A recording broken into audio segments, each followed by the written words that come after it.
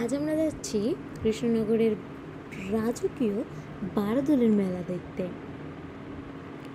রিলায়েন্স ডিজিটালের সামনে দিয়ে সোজা, এদিক ওদিক কোনো দিকে ঘুরবে না, সোজা যাবে, সোজা হচ্ছে বারদোলের মেলা। দেখতেই পাচ্ছ রাস্তায় কেমন ভিড়।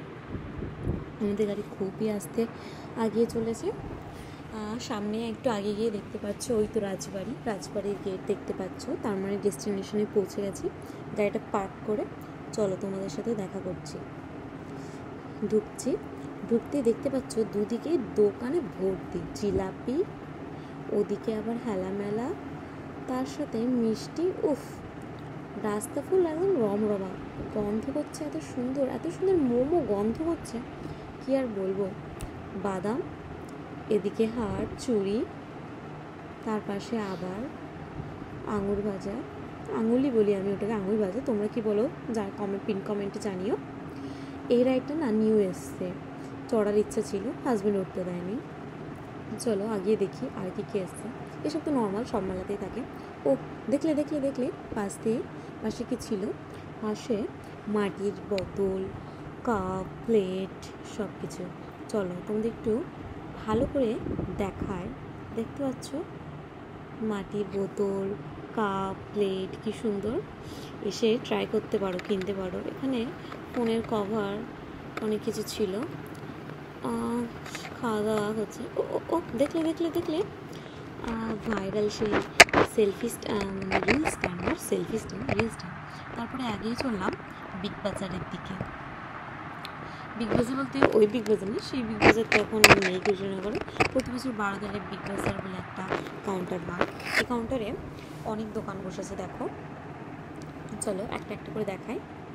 প্রথমে ঢুকিয়ে বাঁ হাতে দেখো পাপোশ, তারপরে অয়েল ম্যাট, পর্দার নানান রকম সুন্দর কালেকশন, এখন চোখ ধাঁধানো কালেকশন। পাশে দেখতে পাচ্ছ সিটি গোল্ডের বিভিন্ন জুয়েলারি, বেশ সুন্দর কিন্তু নেকলেস, তারপরে চোকারের সেট ছিল। শাড়ির দোকানটা কভার করা হলো না। পাশে এই যে গার্ডার ক্লিপ ছিল, এই গার্ডার ক্লিপের দোকানটা দেখতে গিয়ে পাশে শাড়িটা কভার করো না। আর হ্যাঁ, এই যে তোমরা দেখতে পাচ্ছ কাপ প্লেটের দোকান, এটা একবার এক্সপ্লোর করো। উফ, সেরা, তোমার পছন্দ হবেই হবে।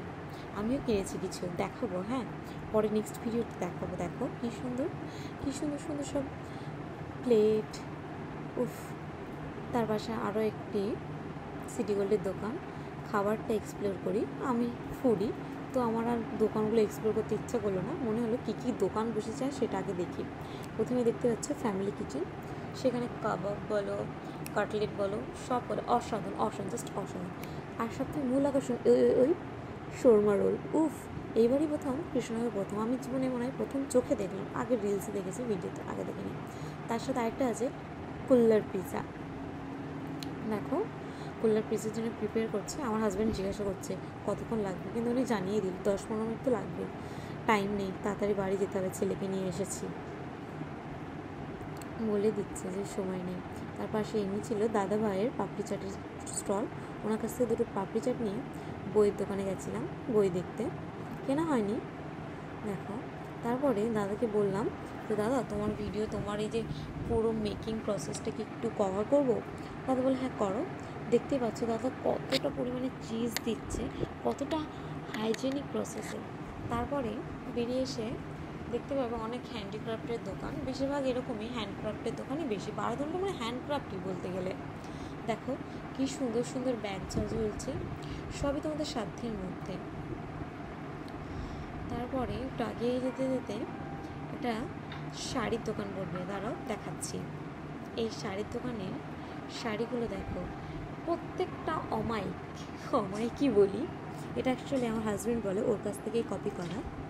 দেখো, মানে তুমি যদি বং নারী হও না, তাহলে এই দোকান থেকে একটা শাড়ি তোমাকে নিতেই হবে। তারপরে এই দাদার কাছে চলে গেলাম। এই দাদার কাছেও বেশ টোট ব্যাগ ছিল, অনেক ব্যাগই ছিল। দাদাকে জিজ্ঞাসা করেছিলাম যে দাদা ব্যাগগুলো কি? তো দাদা বললো সব হ্যান্ডক্রাফট ব্যাগ, এগুলো নিতে পারো, বেশ সুন্দর। তারপর দাদা বললো যে একটা ম্যাজিক ব্যাগ দেখো, দাদা দেখাচ্ছে, এটা নাকি ম্যাজিক ব্যাগ। দেখো এই সামনের চেন খুলে সামনের চেন এখানে টাকা রাখতে পারবে, তারপর এটাকে পিলো হিসেবে ইউজ করতে পারবে। আবার এই চেনটা নাকি খুললে দুদিকে ব্যাগ নেওয়ার মতো সেরকম হয়ে যায়। দেখো দেখো, হ্যাঁ দুদিকে কাঁধে নিতে পারবে। আবার যারা দেখবে বাউল প্রেমিক তারা যখন এক সাইডে নিয়ে ঝুলিয়ে বেড়ায় ঠিক সেভাবে ইউজ করতে পারে, মানে 4 টাইপের নিয়ে যেতে পারে, তাই এটাকে ম্যাজিক ব্যাগ বলে। তোমরা কি যদি বলো দাদা ম্যাজিক ব্যাগ দেখাও, উনি নিশ্চয়ই এটা তোমাদের বার করে দেখাবে। চলো একটু আগানো যাক। তার পাশে শোপিসের দোকান ছিল, এখানে সুন্দর সুন্দর শোপিস, ঠাকুর, তারপরে কড়িমাটির। আর এটা তো আর কি বলবো, জিভে জল আনার মতো, এটা তো আমার বলার কিছু নেই, কি আর বলি।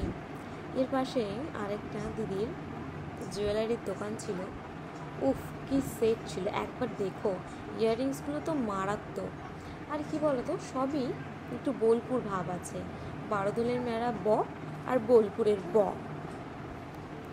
সবই শান্তিনিকেতনের কালেকশন। চুড়ি, কানে, দোকানগুলো রিভিউ সেইভাবে এক্সপ্লোর করে দেখলাম। এখানে কিছু দাদা তাদের প্রোডাক্ট নিয়ে বসেছিল, এনারা যেমন বসেছিল এনাদের পাশেও এই দাদাগুলো দেখো এইসব প্রোডাক্ট নিয়ে বসেছে। এদের কাছে গিয়ে দিলে জিজ্ঞাসা করলে কি এটা দেয় ফ্রিতে না ইউজ করতে দেয় কি জানি। আর এখানে একটা হোম সেট ছিল, দেখতে কিন্তু সেরা লাগছে। এখানে শিব বাবা পার্বতী মা ঘুরে বেড়াচ্ছে দেখো, সব দিকে বলতে গেলে রমরমা ভাব। ভিড়টা বেশি নেই, দেখতেই পাচ্ছ, যেহেতু আমি মাসের প্রথমের দিকে গেছি তো তাই। আর একটু রাত করে একটু মিডলের দিকে গেলে আর একটু ভালো দেখতে পেতাম।